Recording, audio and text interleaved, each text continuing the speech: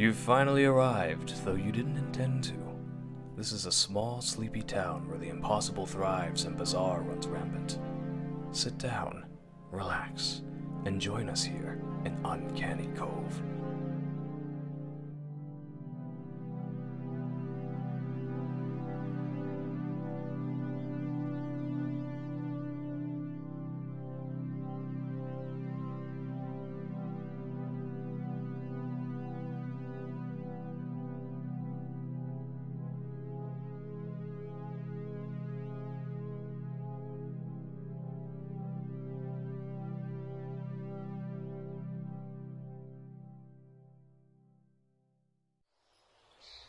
Really ain't that bad being out here.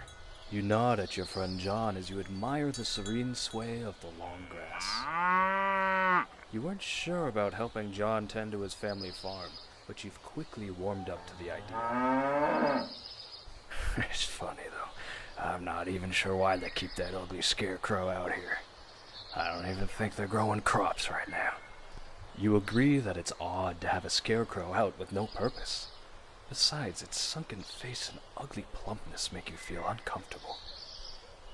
Tell you what, why don't you drag that thing into the farmhouse? That way we don't have to keep looking at it all day. Reluctantly, you agree to bring the chubby straw man indoors. It takes a bit of a heave, but you manage to release him from his post. He's a little heavier than you would have thought, but you still carry him with ease into the small farmhouse. As you set the chubby fellow down against the wall, you double take as you notice his left eye squint slightly. No, that doesn't make sense. Must have been the sun's reflection on those shiny black button eyes. You drop the thought as you head back outdoors to help John with the cows. The hours pass, bringing an incredible sunset to the horizon. You'd consider watching it the whole way down if John hadn't already served up the night's grub. You step back from the old wooden cattle fence you find yourself leaning on, and enter the farmhouse. Look at that Scarecrow. Now tell me that doesn't remind you of Dutch. You laugh at the thought. Oddly enough, the Scarecrow did look like Dutch. His aggressive frown lines, the pot belly, the dirty plaid. In fact, you could probably mistake the Scarecrow for Dutch if you looked quickly. Howdy, Dutch. Now, do you remember when you stole all that money from me? John's kick came with frightening speed. His boot slammed into the Scarecrow's stomach, causing it to fold forward almost as if it were reeling in pain. That almost felt good. You chuckle politely.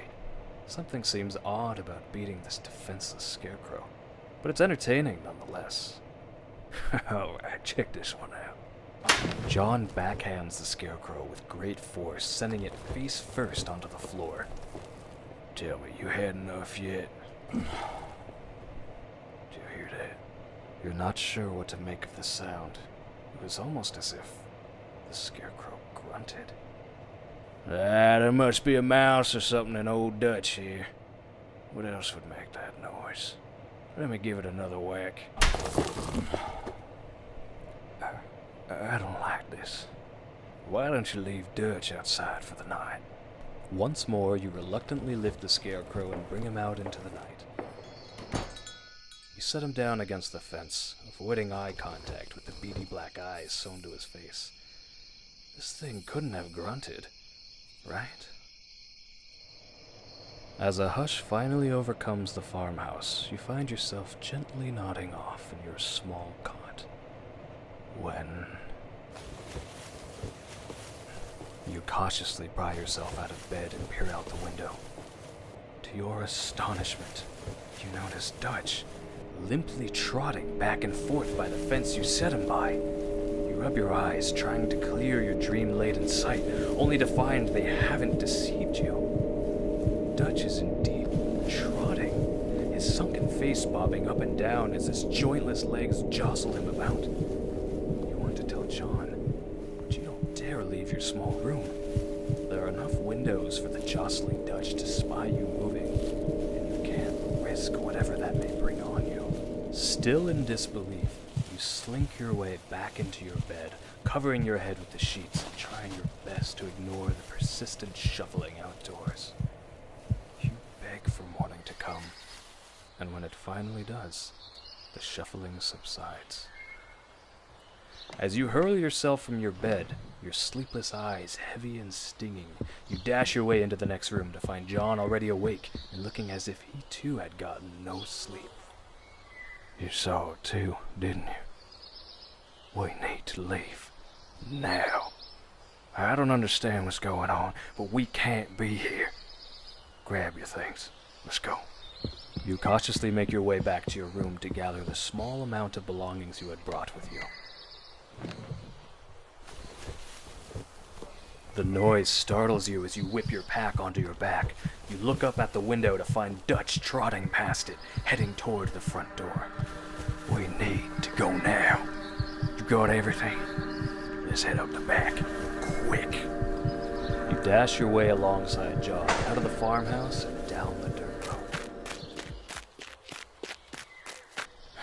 Hang on. Wait up. I forgot the milk stools. I need to go back and get them. You're surprised by John's dedication to the stools. Is this bravery or sheer stupidity? Don't worry about a thing. I'll only be a moment. Promise me you'll stay right here and wait, though. Please. It'll be quicker for me to grab those stools alone, but I don't want to be chased by that thing without backup. You agree to wait as John makes his way back up the dirt road and toward the small farmhouse.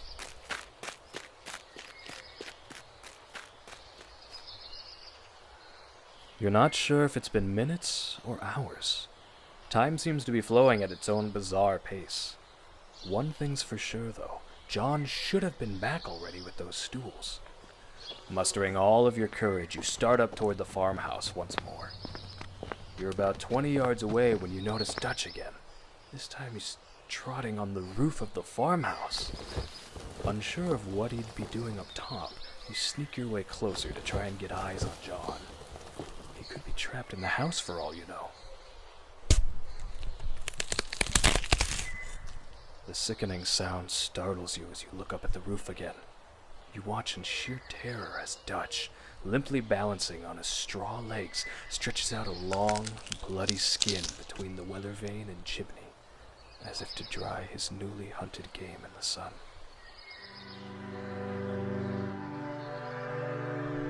It never pays to harm the defenseless, even if they're seemingly inanimate.